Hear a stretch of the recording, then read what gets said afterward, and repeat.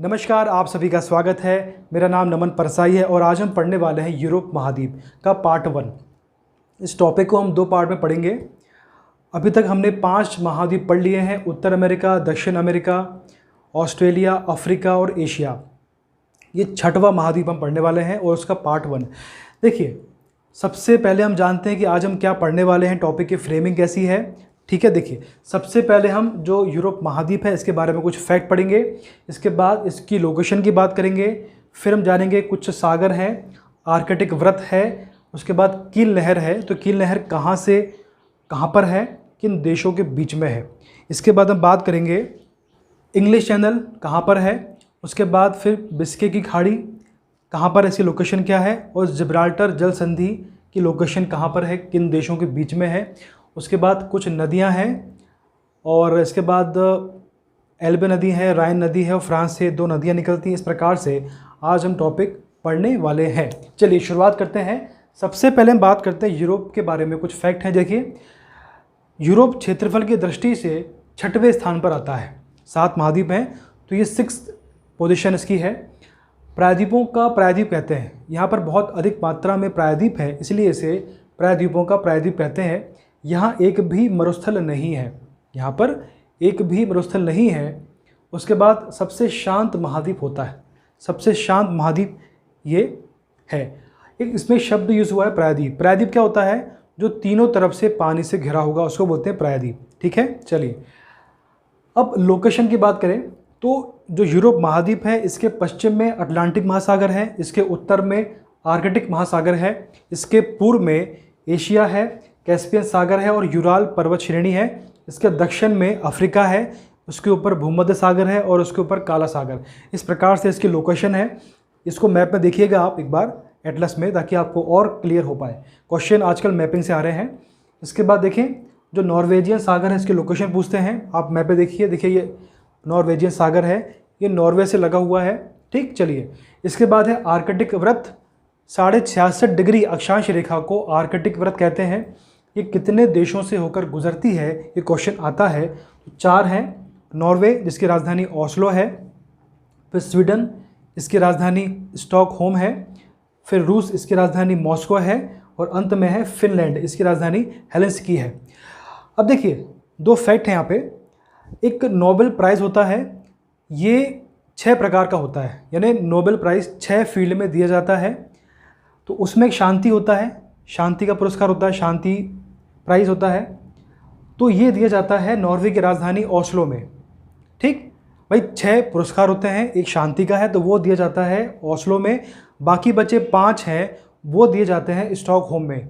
यानी स्टॉकहोम और ओस्लो में नोबेल प्राइज़ दिए जाते हैं। ठीक है, एक है ओस्लो में शांति का पुरस्कार, बाकी बचे स्टॉकहोम में दिए जाते हैं। इसके बाद जो फिनलैंड है, फिनलैंड में बहुत अधिक मात्रा में झीलें होती हैं, काफ़ी लेक्स हैं वहाँ पे, इसलिए इसे झीलों का देश कहते हैं। क्वेश्चन आता है कि झीलों का देश किसे कहते हैं, तो आपको आंसर पता होना चाहिए। इसके बाद बाल्टिक देश हैं। तो बाल्टिक देश कहाँ पर हैं और क्यों इन्हें बाल्टिक देश कहते हैं? बाल्टिक सागर से लगे हुए देश हैं, इसलिए इन्हें बाल्टिक देश कहते हैं। कौन कौन से देश हैं? एस्टोनिया सबसे ऊपर है ये, इसके बाद इसके नीचे लाटविया है और अंत में है लिथुआनिया। तो क्वेश्चन ये भी आता है कि जो 3 बाल्टिक देश हैं इनका सीक्वेंस, इनका क्रम जमाइए उत्तर से दक्षिण की ओर पहला, और जो बाल्टिक देश है इसकी लोकेशन आपसे पूछते हैं कहाँ पर है ये, और कौन सा देश इसकी सीमा को टच करता है ये भी आपसे पूछते हैं, तो आपको पता होना चाहिए। इसके बाद है कील नहर। ठीक है, तो देखिए डेनमार्क और जर्मनी के मध्य में ये स्थित है, यानी डेनमार्क और जर्मनी को अलग करता है और बाल्टिक सागर और उत्तर सागर को ये जोड़ता है। समझ आ रही है बात? यानी कील नहर बेसिकली बाल्टिक सागर और उत्तर सागर को जोड़ती है और डेनमार्क और जर्मनी को अलग करती है। अब जर्मनी का जो उत्तरी भाग है, जर्मनी का जो उत्तर सागर वाला क्षेत्र है, जो आपका नॉर्थ सी है, तो जर्मनी का उत्तर सागर वाला क्षेत्र है उसे डॉगर बैंक बोलते हैं। क्यों बोलते हैं डॉगर बैंक? देखिए, जो डॉगर बैंक है यहाँ पर प्लैंकटन घास होती है। क्या होती है? प्लैंकटन घास। और प्लैंकटन घास जो होती है मछलियों का भोजन होती है, मछलियाँ इन्हें खाती हैं। और जहाँ पर प्लैंकटन घास होती है वहाँ पर मछलियाँ बहुत अधिक मात्रा में होती है, इसलिए इस क्षेत्र में मत्स्य पालन होता है। ठीक, तो इसलिए इस क्षेत्र को डॉगर बैंक कहते हैं। तो डॉगर बैंक का संबंध किससे है? मत्स्य पालन से। डॉगर बैंक कहाँ पर है? जर्मनी के उत्तर सागर वाले क्षेत्र में है। ठीक है, तो ये कॉन्सेप्ट आपको पता होना चाहिए, मैप में आप देखिए, आपको क्लियर होना चाहिए। चलिए इसके बाद आगे बढ़ते हैं। अब देखिए आपका नेक्स्ट टॉपिक है इंग्लिश चैनल। ठीक है, अब देखिए ये यूके है, नीचे फ्रांस है, यहाँ जर्मनी है, और ये उत्तर सागर है, और ये अटलांटिक महासागर है। तो आप समझ पा रहे होंगे जो इंग्लिश चैनल है, तो यदि आपको उत्तर सागर से अटलांटिक महासागर की ओर जाना है तो आपको इंग्लिश चैनल पार करके जाना पड़ेगा। ये बात क्लियर है। और ये किसके मध्य है? ये यूके और फ्रांस के मध्य है, यानी ये यूके फ्रांस को अलग करता है और अटलांटिक महासागर और उत्तर सागर को जोड़ता है। ये बात क्लियर है। चलिए ये आपका हो गया। अब जर्मनी है। अब जर्मनी और फ्रांस के ऊपर देखिए यहाँ पे 3 देश हैं। कौन कौन से हैं? बेल्जियम जिसकी राजधानी ब्रुसेल्स है, फिर है नीदरलैंड जिसकी राजधानी एम्स्टर्डम है, और तीसरा है लग्जमबर्ग, इसकी राजधानी लग्जमबर्ग ही है। ठीक है, चलिए इसके बाद देखिए जो ब्रुसेल्स है यहाँ पर नाटो का हेडक्वार्टर है। किसका? NATO, नाटो का हेडक्वार्टर कहाँ पे है? ब्रुसेल्स में है। और इसके बाद जो आपका नीदरलैंड है, यहाँ पर एक सिटी है, यहाँ पर हैग, यहाँ पर अंतर्राष्ट्रीय न्यायालय है। तो क्वेश्चन आता है कि अंतर्राष्ट्रीय न्यायालय कहाँ पर है? तो ये हैग में है। और ये तीनों देश जो हैं वो किसके किनारे हैं? ये उत्तर सागर के किनारे बसे हुए हैं। ठीक है, चलिए इसके बाद देखते हैं इन तीनों देशों को, यानी इन तीनों देशों को लो लैंड कंट्री ऑफ यूरोप कहते हैं। इनकी हाइट काफ़ी कम है, ये सामान्य धरातल से काफ़ी नीचे हैं, इसलिए इन्हें लो लैंड कंट्री ऑफ यूरोप कहते हैं। चलिए इसके बाद देखिए नेक्स्ट आपका टॉपिक है बिस्के की खाड़ी। इसकी लोकेशन देखिए आप, ये फ्रांस है, ये स्पेन है, इन दोनों के बीच में बिस्के की खाड़ी है। तो क्वेश्चन आता है, आपको लोकेशन पता होना चाहिए। इसके बाद है जिब्राल्टर जल संधि। तो ये कहाँ पर है? देखिए ये आपका यूरोप है, नीचे अफ्रीका है। अगर आप देश की बात करें तो यहाँ पर पुर्तगाल, स्पेन है, यहाँ मोरक्को है। तो बेसिकली यूरोप और अफ्रीका के मध्य में एक जल संधि है जिसका नाम है जिब्राल्टर जल संधि। अब ये जल संधि किन को जोड़ती है, किसको अलग करती है? तो ये भूमध्य सागर और अटलांटिक महासागर के मध्य है, या इसको ऐसा बोलें कि ये भूमध्य सागर और अटलांटिक महासागर को जोड़ती है और यूरोप और अफ्रीका को अलग करती है। ठीक है, किसको अलग करती है? यूरोप और अफ्रीका को। वो किसको जोड़ती है? तो भूमध्य सागर और अटलांटिक महासागर को ये जोड़ती है। ये बात क्लियर है। चलिए आगे बढ़ते हैं। अब पढ़ते हैं नदियाँ, रिवर्स।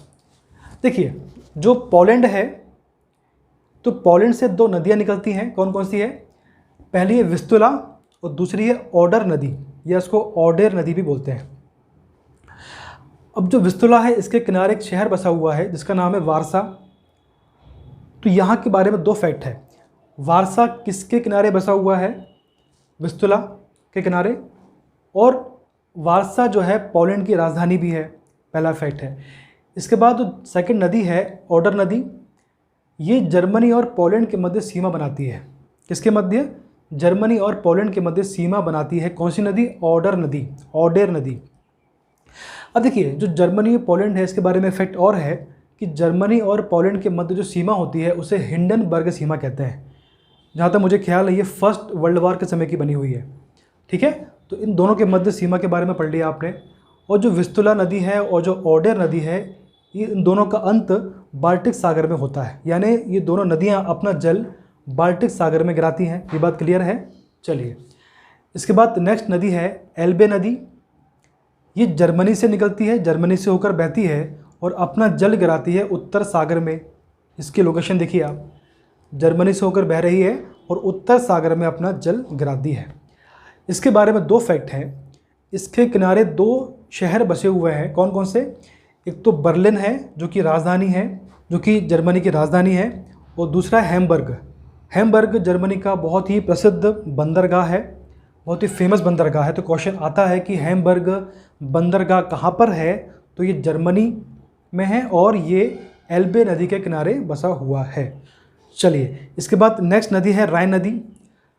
ये आल्प्स पर्वत से निकलती है और उत्तर सागर में अपना जल गिराती है। ये बात क्लियर है। कहाँ से निकलती है? आल्प्स पर्वत से, और उत्तर सागर में अपना जल गिराती है। इसे कोयला नदी भी कहते हैं। इस नदी के पास में, इस नदी क्षेत्र में बहुत अधिक मात्रा में कोयला प्राप्त होता है। इसलिए इसे कोयला नदी भी कहते हैं, कोयला रिवर कहते हैं। ये सबसे व्यस्त अंतःस्थलीय जल मार्ग है यूरोप का।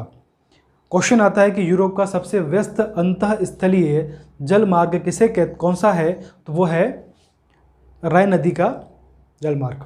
ठीक है, चलिए इसके बाद एक क्वेश्चन ये भी आता है कि रॉटरडैम बंदरगाह कहाँ पर है, तो वह राइन नदी के किनारे बसा हुआ है। इसके बाद नेक्स्ट आपका फैक्ट है, फ्रांस नदी से 2 नदियाँ निकलती हैं, कौन कौन सी हैं, सीन नदी और लॉयर नदी।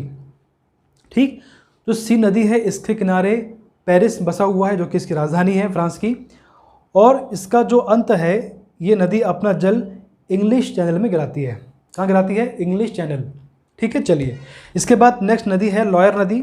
इसके किनारे नॉन्टेस बंदरगाह है और ये कागज़ उद्योग के लिए फेमस है। तो क्वेश्चन आता है कि नॉन्टेस बंदरगाह कहाँ पर है, ये पता है आपको, किस नदी के किनारे है और ये किसके लिए फेमस है, तो ये कागज़ उद्योग के लिए फेमस है और ये जो है बिस्के की खाड़ी के करीब है। ये जो बंदरगाह है बिस्के की खाड़ी के बिल्कुल करीब, इसके आसपास ही है। यानी इसके लोकेशन की बात की जाए कि भाई ये बंदरगाह कहाँ पे है, तो बिस्के की खाड़ी पर स्थित है। ये बात क्लियर है आपको। चलिए, तो इस प्रकार से हमने आज यूरोप महाद्वीप का पार्ट 1 पढ़ लिया है। मुझे उम्मीद है कि आपको समझ में आया होगा। देखिए, आप सभी लोग ये जो महाद्वीप पढ़ रहे हैं, इन सभी के नोट्स बनाइए। अगर आप नोट्स नहीं बना रहे हैं तो आप बहुत बड़ी गलती कर रहे हैं, क्योंकि एग्ज़ाम समय में आपको रिवाइज़ करने के लिए कुछ होना चाहिए। तो ये आपके आपके लिए बहुत इंपॉर्टेंट है। इसी प्रकार से आगे भी वीडियो आती रहेंगी, इसलिए मैं आपसे बोलता हूं कि हमारे चैनल को सब्सक्राइब करिए ताकि आपको आने वाले वीडियोस की नोटिफिकेशन टाइम पर मिल पाए। आज के लिए इतना ही, धन्यवाद।